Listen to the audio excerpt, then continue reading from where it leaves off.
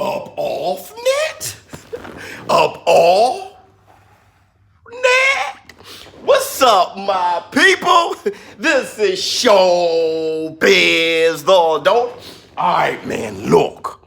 Who is a better prospect? Virgil Ortiz Jr. or Jaron Boots Ennis? Oops. All right, man, look. Let's get to the video. So I'm sitting here with my big ass coffee, preparing to watch Dracula, binge watch Dracula on a day that we're snowed in. It's a lazy Saturday for us, me and Ms. Biz, the wifey. We're going to watch Dracula, and as we were doing that, I got a few DMs from our show business partners due to a statement I made during our live stream yesterday when Jaron Ennis fought. And what a sensational win over Eubov. Jaron Ennis just brutalizing the man, and I think it was a good stoppage.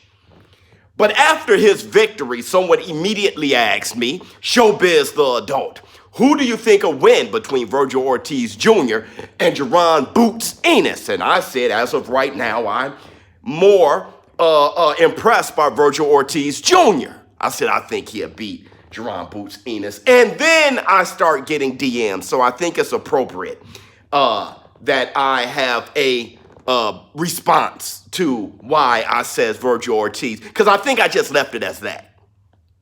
Big ass coffee.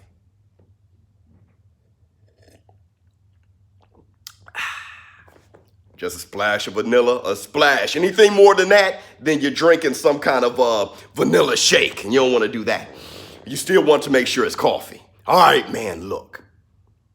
Now, I read a statement about Jaron Boots Ennis, and the statement was, Jaron Ennis has pound for pound written all over him. Facts. I have followed up on a few of my videos, or maybe one of my videos earlier this week, where I stated how Jaron Ennis reminds me of Roy Jones Jr. And you guys know that I'm a huge fanboy of Roy Jones Jr. That's the one guy I do fanboy over, but he's, not fighting now, but Roy Jones. Fantastic fighter, my favorite fighter of all time. So for me to say that, my appreciation for Boots is tremendous. It's his hand speed. It's the fact that he could throw a hook as fast and as effective as a jab. He could throw punches from weird distances. He has crazy reflexes. He can beat you many different ways. And against Eubov last night, he chose to just brutalize him, which I thought made him a very entertaining fighter. I think it makes him an entertaining fighter. I think it makes people want to see him more. And Eubov was not just saying no. He was saying yes. He was trying to fight back, putting up a great fight. And what I have to say about the style of Jaron Ennis, what he displayed against Eubov last night, is I saw that as a look into the past. I've been saying lately that boxing is getting better. I've often said that the fighters from, the golden age, we're talking about, or the bronze age, whatever you want to call it, back with Sugar Ray Robinson and Archie Moore and all those guys, Ezra Charles and, Jersey Joe Walcott and Willie Pep. I said that boxing was better then, and it has gotten worse and not better. But I don't see it as a lineal thing. I don't see it as a gradual, is getting worse and worse and worse, or boxing is improving, I often say that it comes in waves. And I think boxing is going up with guys like Teofimo Lopez, with guys like Ryan Garcia, Devin Haney, and Errol Spence, and Terence Crawford, and these boys even now, Boots and Virgil Ortiz. And what I mean by that is these guys, like Boots, using his reflexes, his hand speed, all of those talents that he has, just like a Terence Crawford, and deciding to fight. And this is what I mean. Terence Crawford could have fought Mean Machine and not get touched the entire fight. But his objective was to knock him out. So you take a few punches to give yours. Aaron Pryor did the same thing back in the day. Sugar Ray Robinson was great for that. He could have just outboxed Jake LaMotta, but he was trying to knock that man out. That's why he was getting caught and trading with him, making him a sensational all-around great fighter. People got caught up in just the hit and not get hit, which is fine.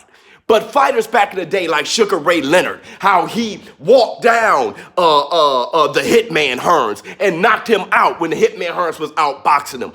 How these boxers were they were boxer punchers. They weren't just boxers and moving and sticking. Wilfred Benitez was trying to get you out of there. Roberto Duran was trying to finish you off.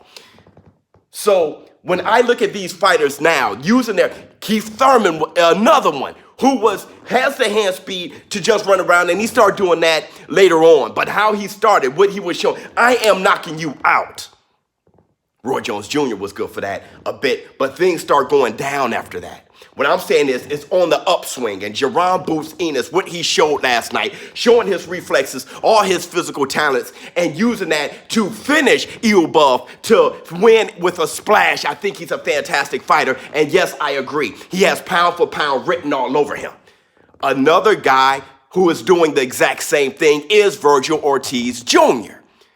Here's why I think Virgil Ortiz Jr. right now is a slightly better prospect. I'm not saying permanently. I'm saying right now. If they were to fight right now, I will give the nod, the edge to Virgil Ortiz Jr. And the reason is Virgil Ortiz, it reminds me of Keith Thurman and Errol Spence. It does. When I saw both of those guys coming up, Keith Thurman and Errol Spence, I said Errol Spence is better.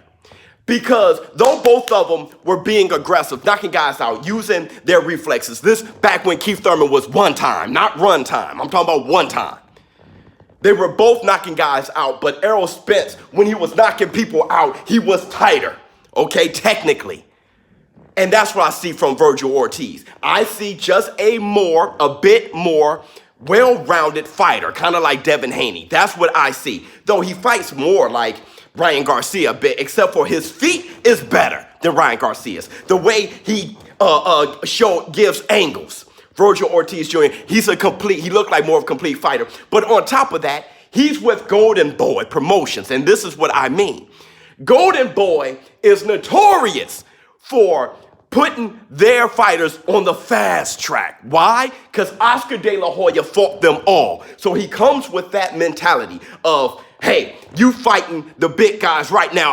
I think you're ready right now. If not, you're going to be ready after this fight. We're going to throw you in a pool and watch to see if you can swim. That's Canelo Alvarez taking on Floyd Mayweather and Sugar Shane Mosley. And he fought Cintron early on. Like, Canelo Alvarez taking on Lara. I'm talking about that was a huge risk, beating Austin Trout the way he did. He threw him out there. And I think he's going to do the same with Ryan Garcia. Ryan Garcia going up against Duno so early. He's going to put these guys on the fast track of stardom and on challenges. And Oscar De La Hoya isn't about being undefeated.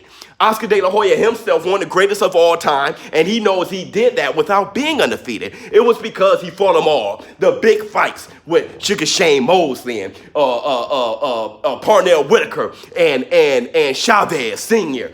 and, all those boys. And the in-betweeners. He fought Trinidad, he fought Bernard Hopkins, and then he fought the tweener guys as well, the Ike Cortez.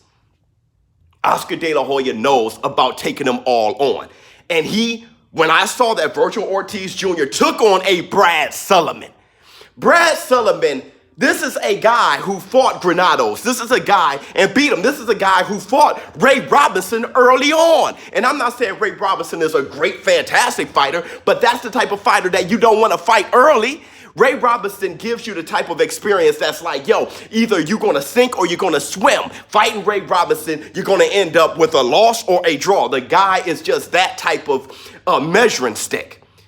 And that is who he chose to put up against Virgil Ortiz Jr., Brad Sullivan. Sullivan, I think he only had one loss, I believe, before he fought Ortiz. And Virgil Ortiz knocked down Brad Sullivan with a jab.